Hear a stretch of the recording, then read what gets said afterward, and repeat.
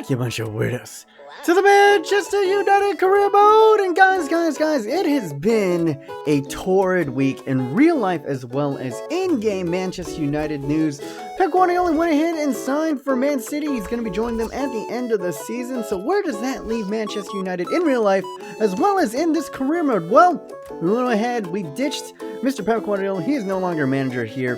Have no fear, and we're going with Giggsy for now, because a lot of rumblings have been going on in real life about Jose Mourinho possibly coming in, but I'm not going to fall into that trap, at least for this season in this career mode. I'm giving Giggsy the rest of this freaking season, see how he going to do, and then we'll see if we'll bring in Mourinho at the end of the season. So no more sexy speculation right here. We're just going to be all goody goodness with Lionel Messi, Anthony Martial, Romelu Lukaku, and Wayne Rooney. I don't know why I keep on calling him that. I do not know why, but here we go. I'm just getting rid of some dead wood. I'm sorry, my kids. We have a beautiful youth academy going on, but if you were not higher than 85, just not going to cut it. Just not going to cut it in this academy. We have some world-class players in here, and if you are going to be making it onto this roster, you truly have to be special. So there we go. We got a roster up for you, but a little bit of rumblings. If you do remember from our transfer episodes, Chris Smalling wanted an upgrade, a sizable upgrade. He's currently getting, I think, about like 90 a week or something. No, he's getting paid, I guess, like 70k a week, and he wants an upgrade to 130. I'm going to give him that, and hopefully that settles him down. Because I do not want to get rid of Chris Smalling. I think currently, you could argue this, but I think he's the best center back in the English league. I mean, this season so far. He's been a little bit shaky recently, but I can't name a better defender than him that's been playing as consistent as him in the league. And I mean, before this kind of paltry form of Manchester United in kind of the recent weeks, United had the best defensive record. I'm not sure. Do they actually still have the best defensive record in real life? Let me know in the comments down below as we get into this match up against West Brom. West Brom, not all the best, but that's why we're starting. Some of our second teamers, Felipe Anderson, has yet to really impress on us, but in this game, I gave him the start, resting Messi for a PSG match later in this episode. And I must say, Felipe Anderson, you're doing things to my body that I didn't even know. And Leroy Sané, feeling a little bit threatened maybe, going ahead and showing a little bit of the dribbles, get in on goal, but the near post OP isn't what it used to be. And now Felipe Anderson going ahead, what he's going to do right here, fake shots inside, gets past everybody, goes ahead, and look at Dele Alli. What are you doing, Dele? You so silly, playing the best defenseman ever, but look at Nahar going ahead, snipping it off, sent it into the box, and who is there? Trailing into the box, but Felipe Anderson. I'm liking it, and I'm liking his look. I'm liking the goatee. I'm liking everything about how this boy is shaped up to do. And Eddie Nahar, look at the two new signings from January going ahead and linking up. Fearsome Andy Nahar coming all the way up from that left back position, getting the steal, putting a quality crossing. That is what I'm talking about. Andy Nahar only's got a potential of 79. He's never going to be an amazing world-class player, but he can put in a shift. He can do a roll, and the kid's got heart.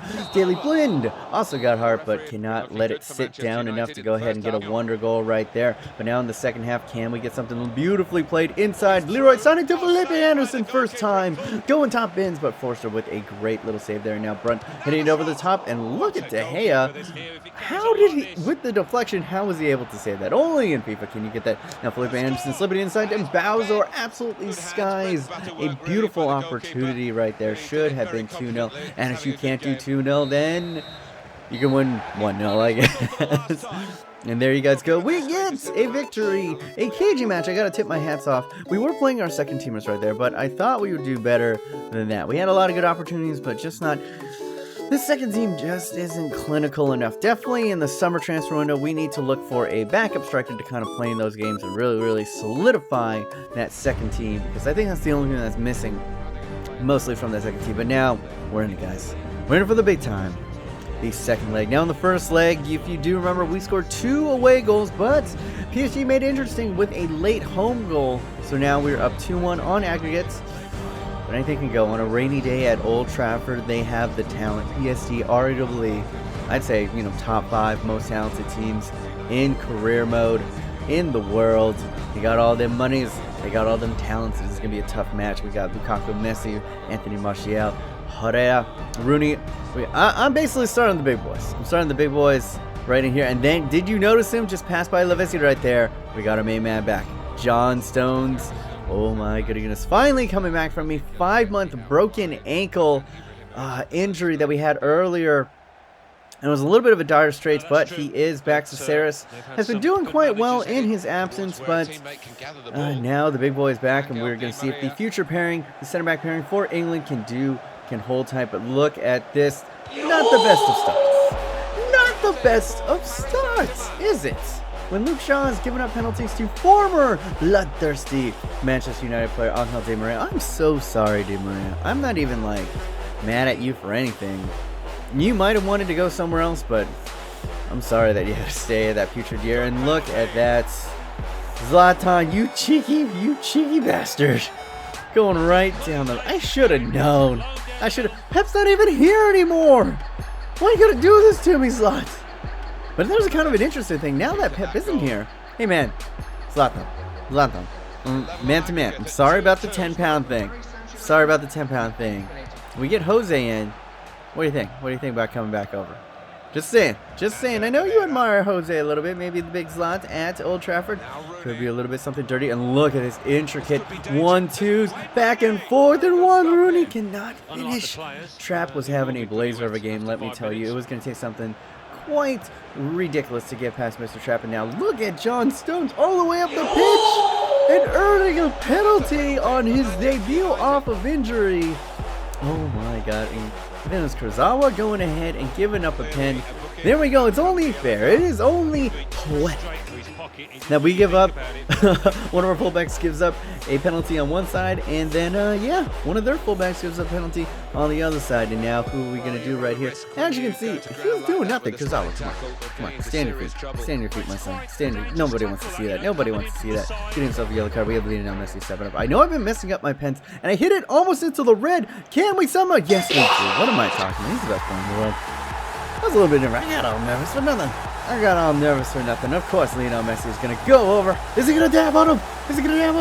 Oh, he's pointing at it. That usually means, nope, he's not going to dab on him. I'm just a big old tease. Just a big old tease in this episode. Calm, cool, collected, slot it home as you like. And Lionel Messi is not going to miss from the penalty spot. No, he is not. And we are tied up 10 apiece. Game on, lads. Game on. But remember, aggregate, if they can get another goal right here, we would all be tied up. And now, with that, on the verge of halftime, slotted it inside to Lionel Messi, who cannot finish the first. And Kevin Trapp, hats off to you. Hats off to you, Trapp. Because you were killing it this game. Your defense let you down. Torn asunder. Just a simple 1-2. Lionel Messi running into the space. I believe, who was that? Ander Herrera probably playing him into, like, in on goal. And Kevin Trapp getting big. Pushing that away, but he cannot deal with the follow-up right there. Bang. Oh, that was Wayne.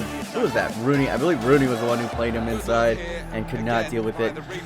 Wayne Rooney. Lionel Messi pouncing on that, getting himself a brace on the verge of halftime, and could that be the death knell?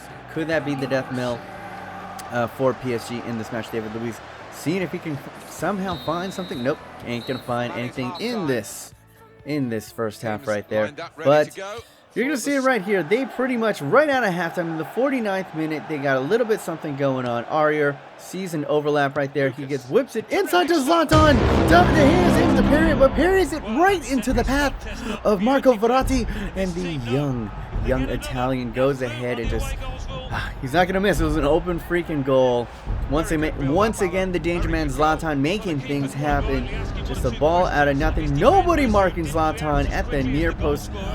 Just outrageous, criminal defending on my part. And Marco Verratti coming up from his CBM position and arriving in the box at the most vital times. And it is game on, ladies and gentlemen. One more goal from PSG will mean that they will actually be advancing in the Champions League. Our lives are on the line now. Could we possibly get a little bit more of that breathing room right here? Lionel Messi plays inside. What is he going to do? Fires it right at Trapp. Once again, Trapp is able to parry away the first one, and then another save. But Trapp is only human. He is only human. Oh, I almost feel bad scoring on him because, wow, what a performance. Right now, I'm giving man of the match to Trapp, but full credit to Anthony Martial, who actually started up this. If I was going to do a tracker, you would actually go ahead. He's the one who actually, I think, wins the ball on this counter. We hit him, runs all the way up the pitch, and is there, square as you like, getting it into a pretty much open net, going ahead and heading that in. Anthony Martial, it had to be him. Lionel Messi can't do it all on his own, and we are now up 3-2. What an incredible game so far. And in the 75th minute, I want to go ahead and bring in some legs to go ahead and kind of freshen us up, maybe kind of get that killer off goal. But now PSG, always dangerous. Di Maria is in, and that is why we put in John Stones, ladies and gentlemen. Sniffs out the danger. Cool, calm, cucumber-esque, and look at that, into the middle! And Anthony Martial is still only 19. He is a youngster, and in years to come, he's going to bury that RVP style every single time, but not this time. And look at this beautiful, beautiful play. Look at Anthony Martial. Is he going to go get unselfish pass it to Messi, who puts it off of the crossbar? And you would have thought, you would have put any money, you would have put all your mortgages that you were going to went ahead and put it through, but that don't matter. That don't matter. It is just a miss, but we advance. We advance in a tight game. Hats freaking off to PSG. What a match. What a freaking match. We actually battered them. They had the possession. They probably had better quality shots on targets, but we had more. We were just barraging them left, forward, and center. If it wasn't for Kevin Trapp, that could have easily been a runaway. It easily could have been a runaway game indeed, but there we go. And it looks like, if you saw that really quick, I think might be going up against Barcelona in the next round. There we go. Manchester United sitting atop the Barclays Premier League. That is what you want to see. Absolutely cruising. We're 18 points clear of the top.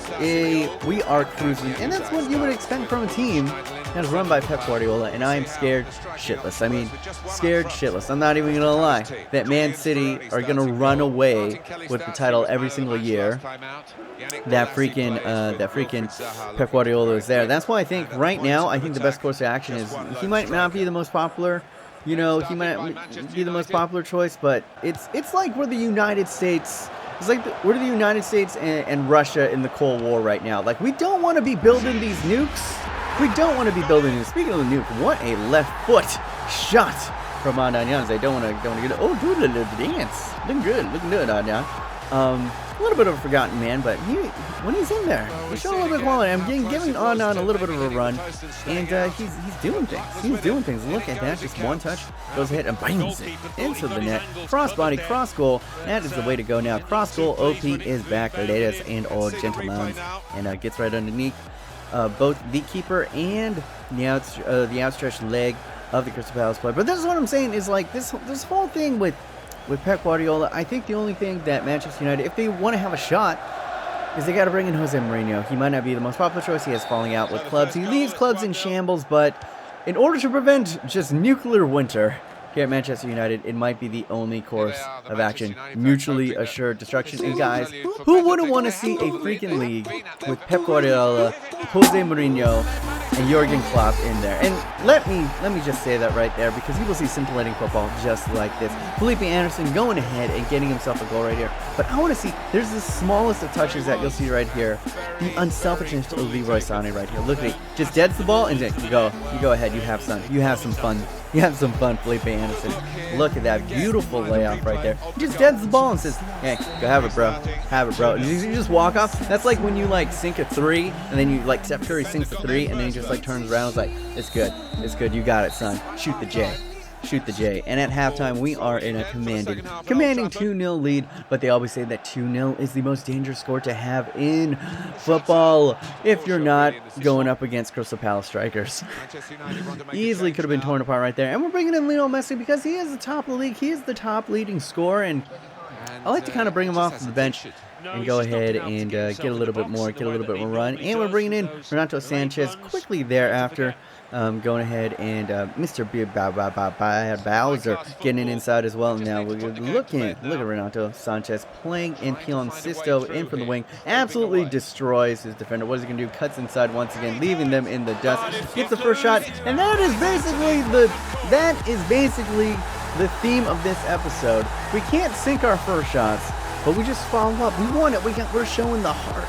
We're showing heart, and that's kind of the identity that I would feel from a Ryan Giggs team. Like, they might not be, the most technically well-coached team in the world, but they're going to show effort, they're going to show heart, and they're never going to give up, and they're always going to be first to that ball. They're always going to be first to that second chance. And Ryan Giggs, you're showing me things. You are. I mean, it's the sexy pick to go, Jose, but you know, we'll see. I'm giving you a fair shot so far, and so far I'm not blown away, but at the same time, I'm not underimpressed as well. I'm just kind of ham sandwiched right now. That's the best way to describe it. Ham sandwich. The ham sandwiches can be good. You never know.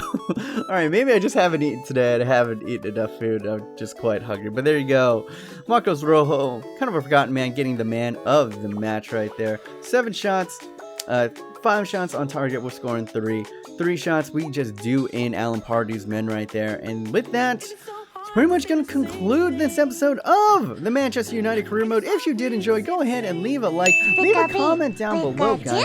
Tell me, who do you think should be the next manager of Manchester United? Are you excited? There are kind of rumblings that Jose Mourinho pretty much has them in the bag, but we'll see. If you are checking this out live on Sunday or Saturday, I am streaming right now. Just go ahead, hop in your sub boxes. You'll see my ugly mug up in your sub boxes, either playing FIFA, Pro Clubs, playing a little XCOM. Maybe I'll name some guy after you, name one of my soldiers after you. Go ahead, jump in. I just love interacting with you guys. Anyway, hopefully you guys are having a wonderful day.